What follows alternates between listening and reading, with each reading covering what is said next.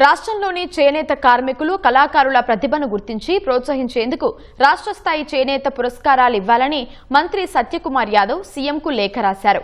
ఆంధ్రప్రదేశ్ చేనేత రంగం రాష్ట్ర సాంస్కృతిక వైభవానికి ప్రతీకగా నిలుస్తోందని లేఖలో పేర్కొన్నారు. ధర్మవరం, ఉప్పాడ, మంగళగిరి, చీరాల, పెడన, పొందూరు, శ్రీకాళహస్తి, బొబ్బిలి, భట్టిప్రోలు, మదనపల్లె వంటి ప్రాంతాల చేనేత ఉత్పత్తులు జాతీయ, అంతర్జాతీయ స్థాయిలో గుర్తింపు పొందాయన్నారు. కేంద్ర ప్రభుత్వం జాతీయ చేనేత పురస్కారాల ద్వారా ప్రతిభావంతులైన చేనేతలను సత్కరిస్తోందని, ఇదే తరహాలో రాష్ట్ర ప్రభుత్వం కూడా ప్రత్యేక పురస్కారాలను ప్రవేశపెట్టాల్సిన అవసరం ఉందన్నారు. చేనేత కార్మికులకు గౌరవం పెరగడంతో పాటు యువతలో ఈ వృత్తి పట్ల ఆసక్తి పెరుగుతుంది అన్నారు.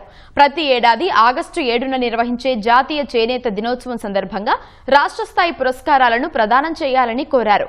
చేనేతలు, డిజైనర్లు, కళాకారులకు ఇది గొప్ప ప్రోత్సాహంగా నిలుస్తుందన్నారు.